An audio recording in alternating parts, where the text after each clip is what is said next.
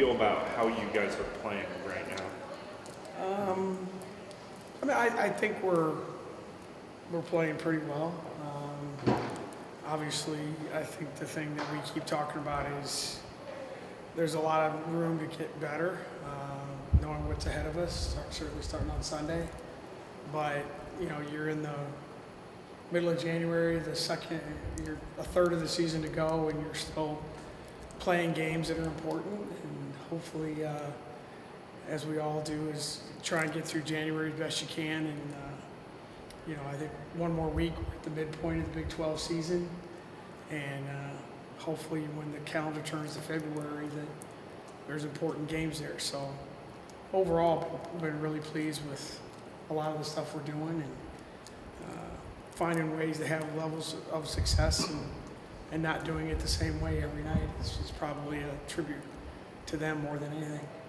Have you ever had a situation like this with a team where you don't really, I don't know if it's safe to say you don't really have an identity, but you don't have just one way of winning, you know, like you would kind of mention the other night, everybody knows you guys as a three-point shooting team, and it seems like you can win in a variety of ways. Yeah, I guess I guess depending on the night, that's a really good thing, or it could be of concern, you know, because you don't, you know, I guess what you hope your identity is for us is that you're gonna compete, and you're gonna find ways to have success. I mean, I tell our kids all the time, I don't care what it is, school or what we all do for a living, you find a way or you find an excuse. And, you know, and obviously I think last week was a very unique week, and we found a way to win 3 games in 3 completely different ways. And I don't know that that's sustainable, but we keep trying to, all of us keep trying to, I don't know, not identify, but, you know, how do you put, you know, words on, or how do you truly evaluate and say, this is your team? It's like, all right, this is who we are. Let's quit overthinking it too much on our end. And so yeah, I'm sure it's like, are you a running team? Are you a passing team? You like, I don't know. I just think we're, you know, I think the core of it, again, it's a long, boring answer, is like Audie and Addie give us something that we can play around. And every game starts with how do people guard those guys, and then it kind of falls from there. What way will you have to play in order to be the team as good as West Virginia on its home floor? I think it is the most unique style in our league. Borderline impossible to prepare for in 2 days. At this time of year, your practices are short.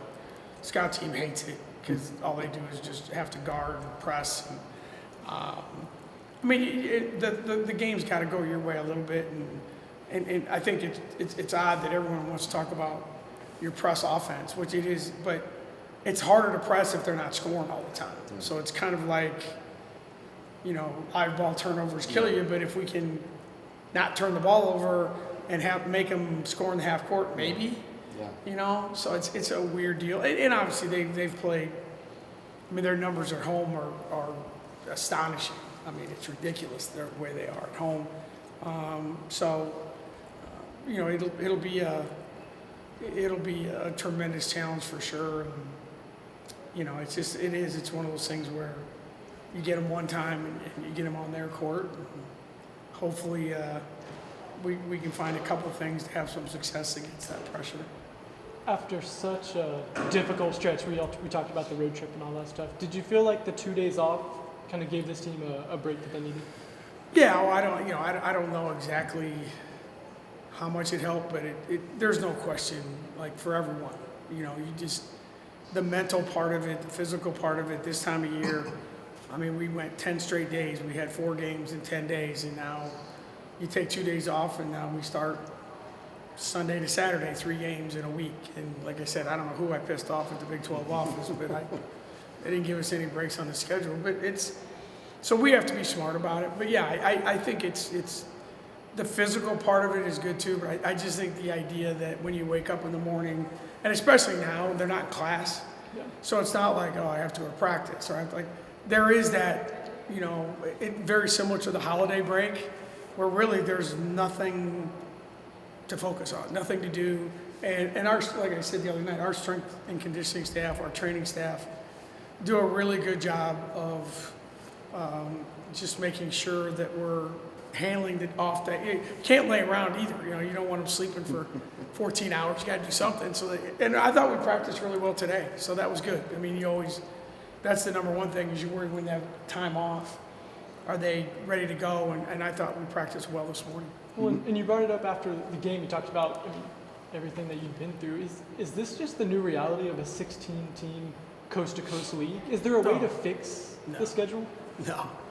No, I don't think there is. I think the only way you probably fix it is not going to happen, and it becomes regional. But I mean, and everyone, like for us, we're in a good spot. We're in the middle. Yeah. I mean, I can't even imagine, the teams that are going, like NC State women just went and played Cal and Stanford. Okay, think about that. I mean, has anyone looked at a map? And you're like, and again, it is what it is, and it's football and it's TV, but you're in the Atlantic Coast Conference, and your school is on the Pacific Ocean. I mean, and like I said, I mean, we're lucky because our trips are relatively short compared to the Central Florida to, like last week. I mean, we played at Arizona, and the Central Florida men were playing at 8 o'clock at night at Arizona.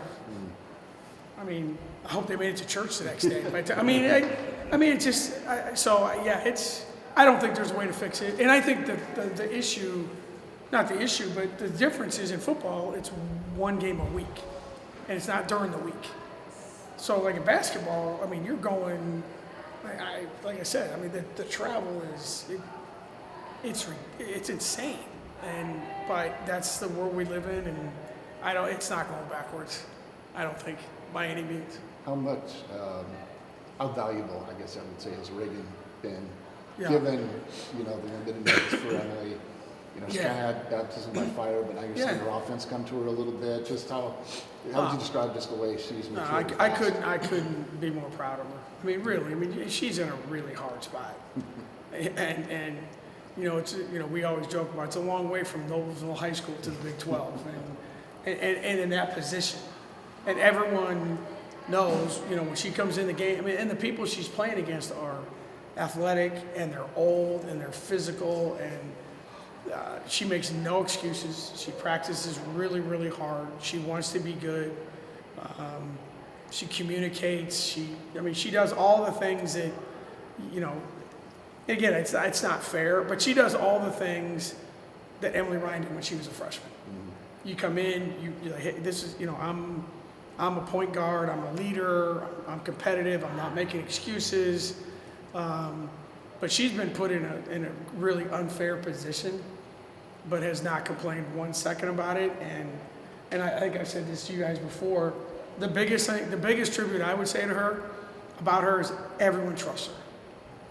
Most importantly, her teammates. Like there is no oh my God, what are we going to do with the little freshman guard in the game? It's they treat her just like they do Emily Ryan. And again, that's a huge tribute to her and how she was coached in high school, AAU, all that stuff. So, really proud of her. Thank you guys. Thanks, Phil. Appreciate it. Thank you, Appreciate your Sarah. time.